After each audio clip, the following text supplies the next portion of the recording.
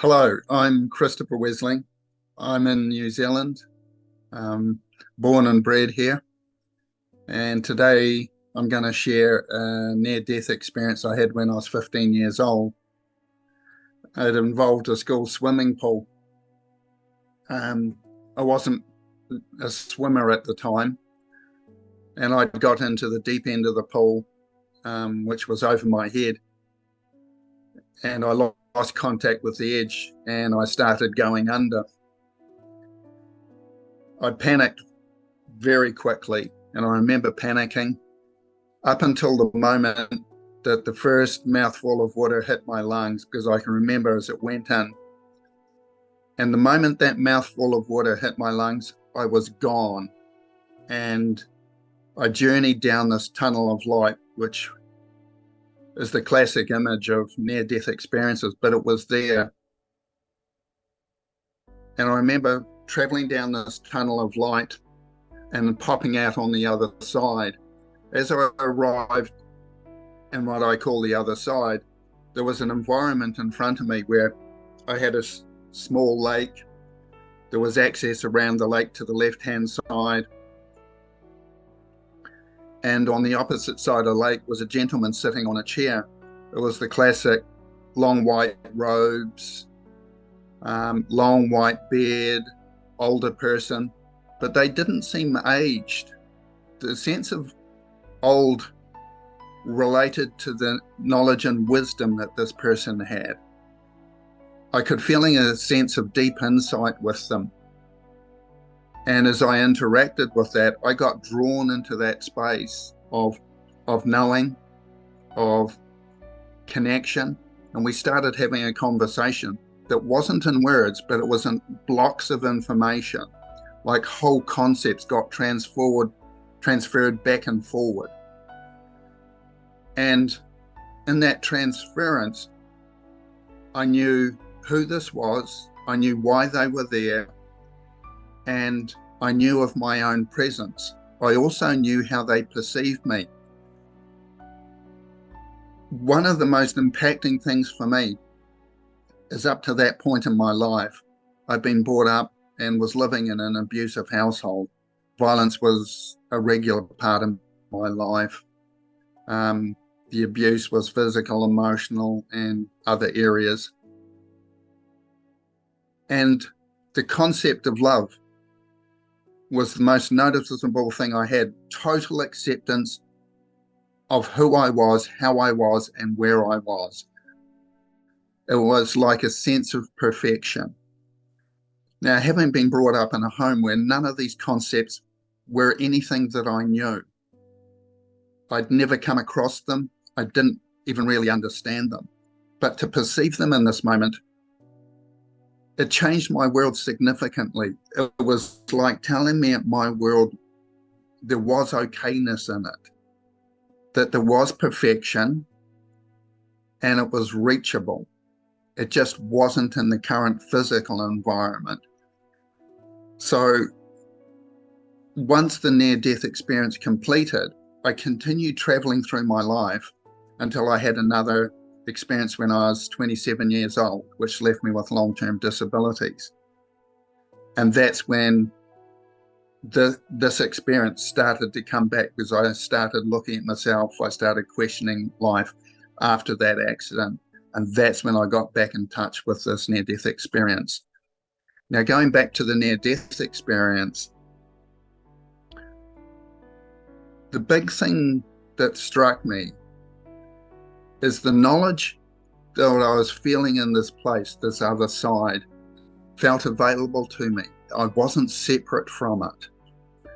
And the gentleman where he was sitting, I was aware of what felt like a wall behind him. But it wasn't a wall of physicality. It was almost like a curtain. But it was more an energy curtain. I knew there was stuff beyond the curtain, but I wasn't accessing it in the near-death experience. I was just aware of something beyond it. Later on in life, when I started to revisit that, the curtain was away, and all that knowledge and wisdom and information that was available there became available to me. But during the near-death experience, because it was such a change from the physical realm to where I was, that knowledge was kept separate at the moment, because this reception area was just that. It was a reception area. So we could get used to being on the other side before we were introduced any further. Through the conversation I was having with them, I had a sense of presence of myself in the space, and it felt more me than it does being in the physical form. When I'm in the physical form, looking from the near-death experience, my body, I was looking at it as if it was separate to me. It was, I could see where it was, but it was like an old suit of clothes. It wasn't something that I felt particularly attached to. It's the same as I change clothes here. You know, you take a set of clothes off, you get them washed, and you put a new set of clothes on. That's how I perceived the body. It didn't feel like it particularly belonged to me. It was just something that I'd been wearing or experiencing with. And it wasn't experiencing through, because all our experience is experienced in the body. So I was experiencing with this body form.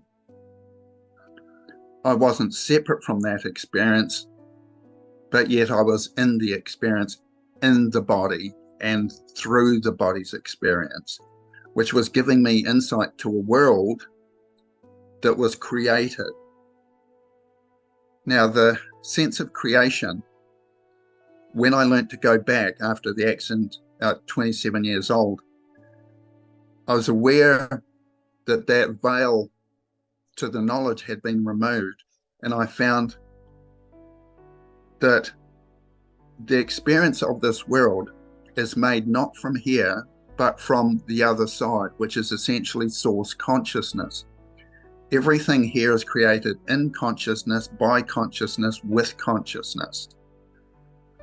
And that consciousness creates through love. So everything is created in love, by love, with love. Now, we have three aspects to consciousness. We have our physical aspect of consciousness, which we call the thinking brain. For those of us who learn to meditate, there is awareness, which is the doorway between the world of time and the world of no time, which is the moment. So we've got thinking brain, we've got awareness, and we've got unconditional love from source, and then we've got pure consciousness. We can create from any of these aspects of consciousness. A lot of us create from the thinking brain, which is known as ego. So a lot of what we experience and go through in this world is generated from the egoic perception. Once we learn to get in touch with the other aspects of consciousness, namely awareness and we'll say consciousness, we can create from there. We can also create from love, which, as I've been shown and taught, is the most creative aspect of consciousness. So when we love something, we create a world that is quite different to an unloving world. It's a world of connection, it's a world of empathy, and it's a world of understanding, which I've been shown is what we're being asked to come back to, is that world of conscious creation through a loving, connected presence. The understanding that I've been shown recently is the Earth itself at the moment is going through a process that we call global warming and climate change. And that process itself is asking us to listen to our connection with the Earth, as well as ourselves and as well as the environment in which we live, to come back to living in a connected way, which is what consciousness actually is. It's learning to exit just the thinking brain as a point of guidance, but come back to our connection and our consciousness, which is accessing those other aspects of ourself. We're not separate from awareness and consciousness. They are with us and always have been. We just haven't been using them as effectively as we can. Now, transitioning back to the near-death experience, once I was introduced and got the sense of that which was available there, we started chatting about my worldly experience, which at 15 years old was just my home life, school life. And I didn't have a lot of joy in life. I didn't have a lot of confidence in it. I wasn't enjoying life. So what they showed me was that life does have a purpose. There's a reason for us being here. And we all have a role. But it also showed me that each and every one of us is valuable. There's nobody that's left out of this sense of value. And that value is not just what we do. It's about mere fact that we're created. We are created with that value.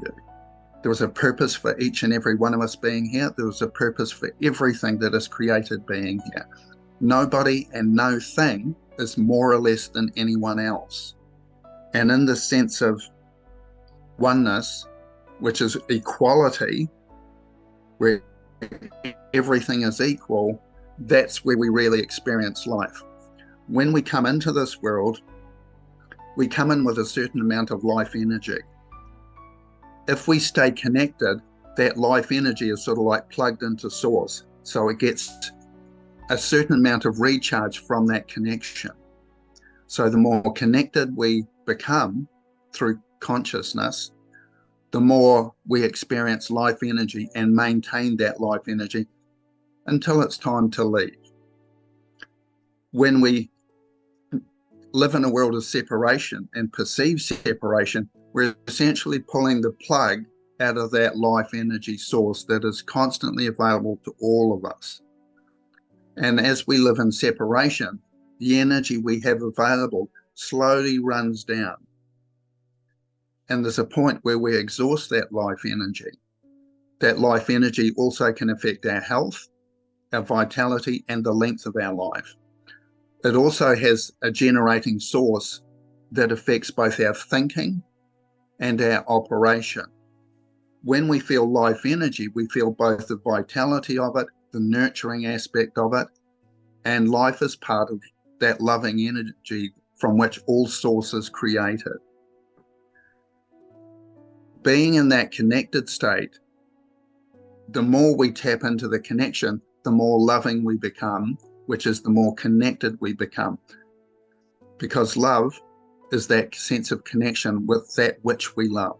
When we love life, we're in connection with all of that which is a part of life.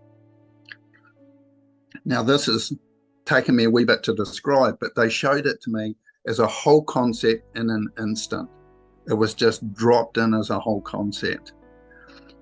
The other thing that was highlighted for me, because they reiterated it, was the importance and the value of my life. Because I hadn't found it at 15 years old in the home life I was living. So when I came back to the body, that was one thing I came back with, was the sense of value. And it was shown to me that it may not be apparent at the moment, but the future was going to bring that value to me.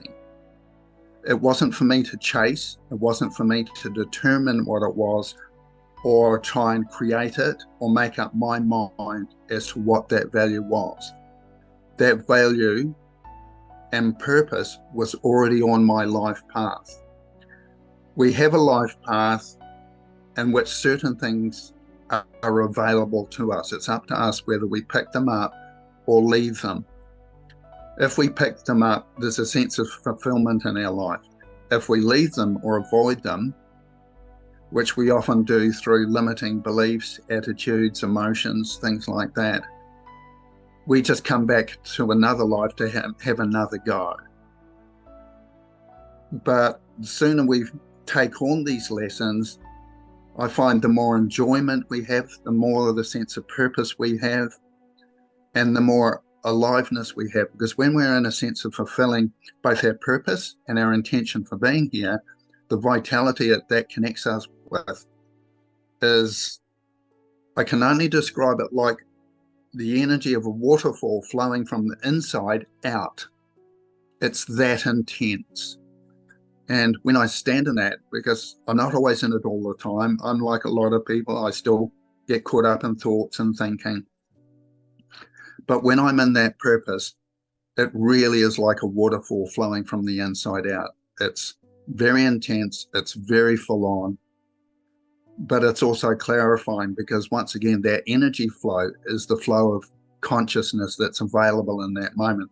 The more I sit with it, the more I become aware of what that consciousness is about. And once again, when we're visiting consciousness itself, as it was in the near-death experience, it's an in-the-moment experience. We cannot do this through the thinking brain, which operates in time. We do it through that in-the-moment awareness, which is where the brain can't go. The brain can't go into the moment, and the moment cannot go into time. So it's a shifting of worlds, which is what the near-death experience was about. And it's not that one world ends, we're just shifting from one world to the other. For me, it essentially feels like walking from one room to another. I just left one room and went over to this other room, which we call the other side. When it was time for me to come back, I just went back to the other room where my body had been left.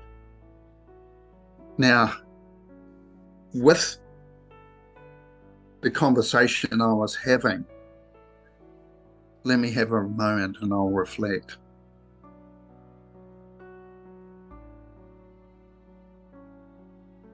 The one thing that came through that I found value in as well was the sense of presence in myself. And that was one thing I'd avoided for a long time. Having the upbringing I did, I was in the process I was experiencing and carried with me for a while. CPD was a cumulative post-traumatic stress disorder. And I was diagnosed with that later. With PTSD, we tend to disassociate from the body. With that sense, I found in the near-death experience, it was okay to be me. It gave me that place to come back to later on in life. Yes, I had some issues from the post-traumatic stress disorder, but I also had that sense of connection, which I knew was worthwhile.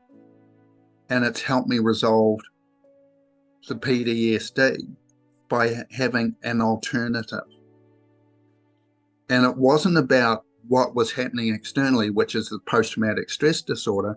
It was the presence I have within myself, which I've learned to develop over the years through various branches of meditation. But they gave me that place of reference, which was there for me to come home to and start to learn to live from, which happened as part of the journey after I had the accident at 27. Now, once I had that sense of presence within myself, it was round about that point where they indicated that the world that I was going back to was actually a loving place, but it would take me time to find it. I didn't fully understand that impression at the time, but later on in life I did. And that was the introduction where I started getting the sense, once they showed me how to be me, in me, and listen to me, because in the life I was being brought up in, it was all about the danger outside. But they showed me that there was a me to listen to, and that was the last part of the message that I'm aware of was conveyed to me. And then it was time to come back. They conveyed the impression that it was time to come back. There was a body to come back to. I was reintroduced to it. But as I was aware of the body, I knew I was to come back, but I was still underwater in a drowning experience. It was like something motivated my body, or entered it, and moved the body up through the water to the outside edge of the pool, which it was close to. And to this day, I don't understand that. I don't know exactly what it was. But as the body somehow got to the edge of the pool, the head hung down and water flowed out of the mouth. And there was a gasp in the body. And as the body made that gasp, I remember coming back into the body. And it was like a very strong, severe jolt. It was like being winded or dropped from a high height and landing on my back. You know, where the wind gets taken out of you, and there was a lot of gasping, there was more water coming out. So the entry into the body wasn't exactly a harmonious process. It was very sharp, it was very sudden, and whatever it was that had moved my body had gone, and I'd replaced it, and I was back to the body again. Now, as I say, I don't fully understand how that was. In some ways, it doesn't make sense to me. I just know it happened. I didn't really do a lot of with the experience till later on in life, after I had the accident, because once I had the accident, 27, I'd be laid up for long periods of time. So I had time to reflect while I was, you know, in bed, sometimes for periods of up to 3 months. So I had a lot of reflection time. This is where I learned to meditate and go back to the near-death experience. Nobody had told me you couldn't do it, so I did. I went back there. I went beyond the veil and started investigating what was there, which is where I learned a lot more about what life's about, the meaning of life, the purpose of life, which is essentially finding our creation within the life stream. We're all created from source consciousness. And in that creation, we're created with both purpose and intent. And the purpose is to be the fullest expression of that consciousness that we are. It's not necessarily an outward purpose, even though there can be outward aspects to it. It's an inner connection both with ourselves and the world in which we are created, because it's all part of the same consciousness. And this is what I've spent a lot of my life doing. Along the way, it's given me abilities. We can call them psychic abilities, various other things. But I still find what we think of as psychic abilities, where it's clairvoyance, it's just another aspect of seeing. If it's clairaudient, it's just another aspect of hearing. It's just extended beyond the physical sense, which is feeling. You can pick up on other people's thoughts and feelings. We're able to do that anyway. It's just beyond the physical senses. What I've found is that the thinking brain has a range of senses, which we call taste, smell, hearing, touch, and we're used to those. Those are the ones we think of. When we go to awareness, it has its own range of sensations and perceptions. When we learn to go through awareness into consciousness, it also has its own range of senses and perceptions, as does the love energy, which is the energy that was first created by source consciousness, through which everything else is created. That unconditional love has its range of perceptions and sensations. So we've got various ranges of perceptions that we can have that are outside the brain consciousness, which are all accessed through the moment, which is where I've learned to spend a lot of time. Having been laid up, I just went exploring. I went to find what was there, what I could do with it, what it was about. And it still shows me the thing to do. The most important thing and most important mission we've got is to be in the present moment, within our own experience of this moment. And if we think of it as one great creative process that is here for our evolution, all experience comes as we need it to learn what we need to learn.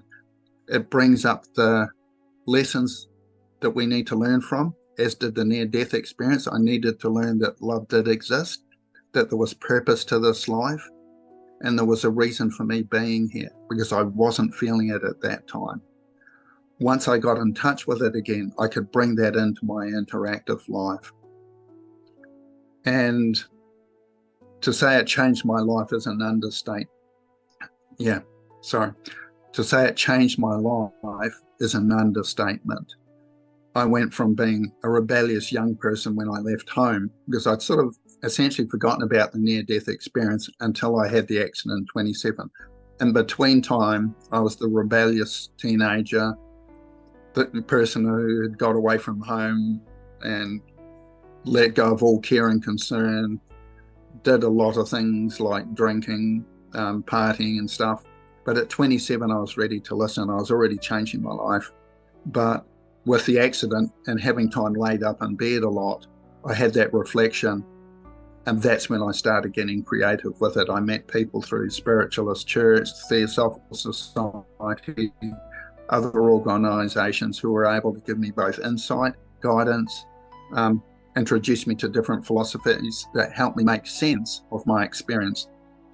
And finding out there's two aspects to experience. There's the understanding, which is information, we might call it knowledge, but it's theoretical. It can be beliefs and theories. And then there's the physical experience, which is walking the walk. So we have experience and we have theory and information. And the theory and information and teachings can help us understand our experience and what that relates to, what it's about, and how to be with that experience in a functional way. Sometimes we have experiences and we don't know where they're fit. This is where the teaching of the philosophers, guidance systems and teachings becomes valuable. So there's a balance between theory and experience, or we can call it talking the talk and walking the walk. They need to be in harmony with each other and flow with each other for either of them to be functional. Experience without understanding often goes nowhere. Understanding without experience to make sense of the theory and find out what's true and what's not can be out of balance as well. It's great to talk the talk, but if we're not walking the walk, it's just theory and information. It's just words accumulating in the brain. And it's going beyond brain activity into the moment, which is where we get our new form of experience itself. And we realize that there's more than just the physical world. There's a physical world which is created from consciousness to awaken us to our consciousness through the experiences and the questions and insights and perceptions we have through our experience. And that experience is about bringing us home, back to who we are, what we are, where we are, and how we are. Part of that for me is realizing, yes, I have a physical form, but I'm not limited by this physical form. I realized very much that death, as people think of it, doesn't exist. There is no end. We come into this world through this body. It's not the first body I've had, and it's not the last body I'll probably have. I remember when I was coming into this experience, there was an introduction period before I coming into this life. And I was shown what I was going to learn. And it's interesting, we think we're all enlightened there and everything's great and harmonious. Well, I was an impatient little soul, and they were giving me instructions on how to manage this life I was going into.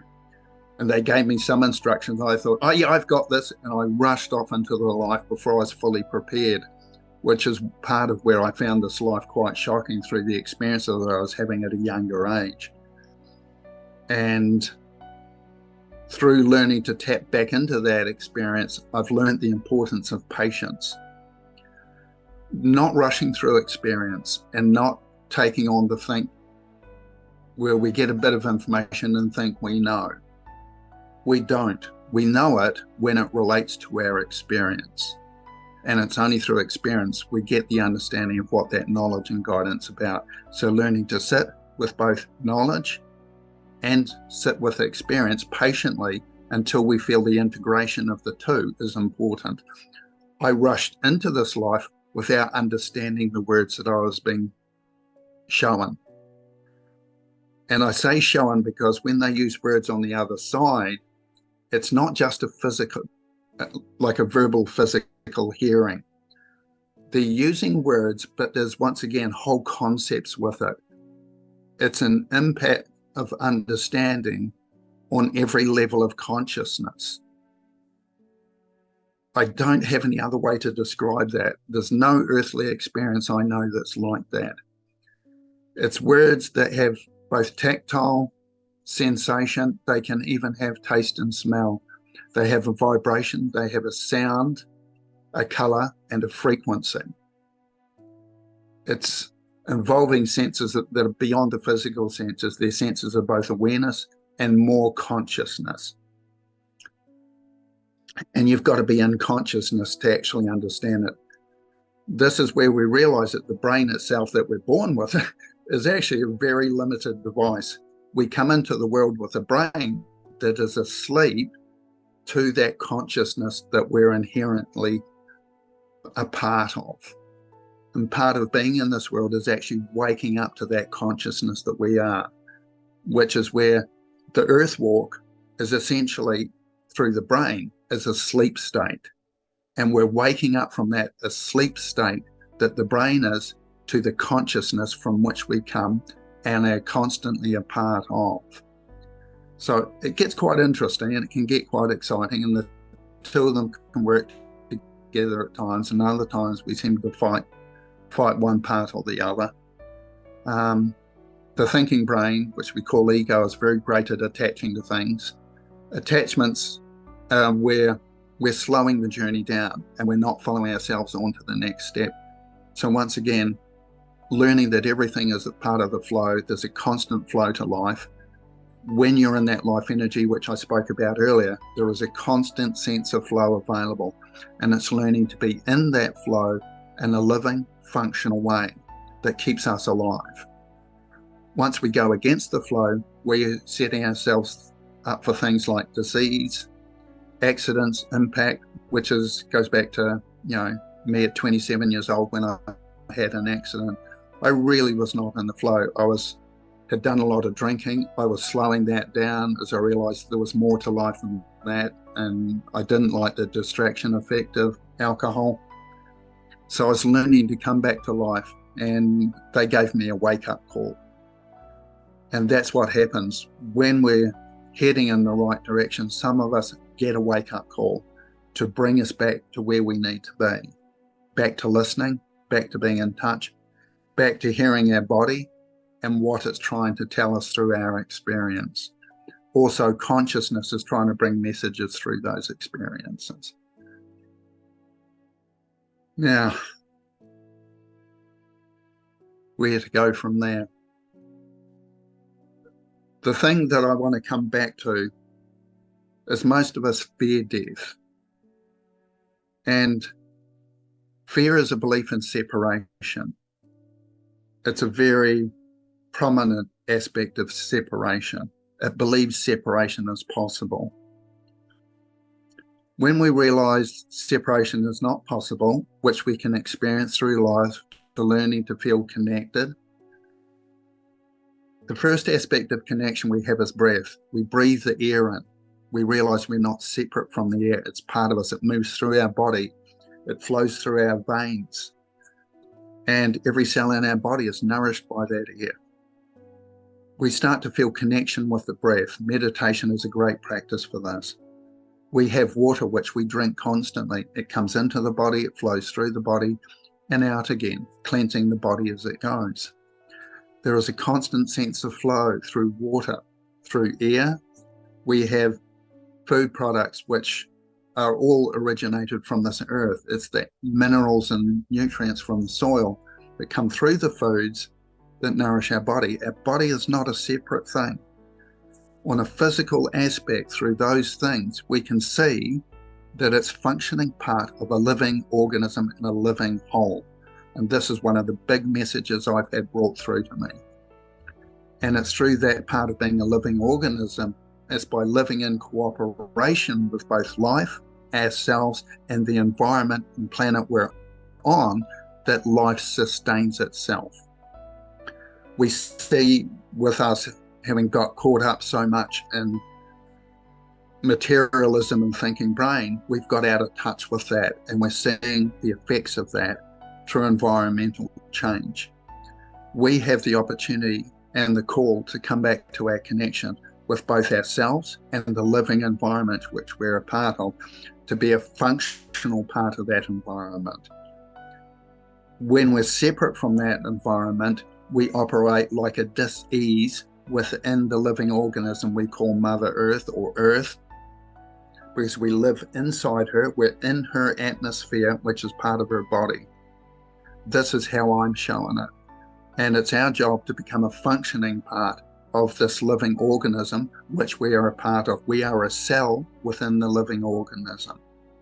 And it's to realize we're a part of a greater whole. And we can connect to that consciously. When we do, life takes on a far greater meaning than just this human experience. And there's even further we can go beyond that. So there's a bit of information. I'll just reflect for a moment and see if there's anything else I feel drawn to share. Yeah, absolutely. Probably the thing. Oh, sorry. If you want to say something, you're welcome. Yeah, no, I was gonna say definitely you can take a minute and see if you come up with anything. And then if you're done, you can just kind of wrap it up in kind of like a conclusion, and then and then we're good to go. But cool. You were about to say something. Yeah, you were just about to say something. I want to hear it. Yeah, I totally forgot what it was, which is cool. Yeah, probably what I'd like to sort of draw to a conclusion with,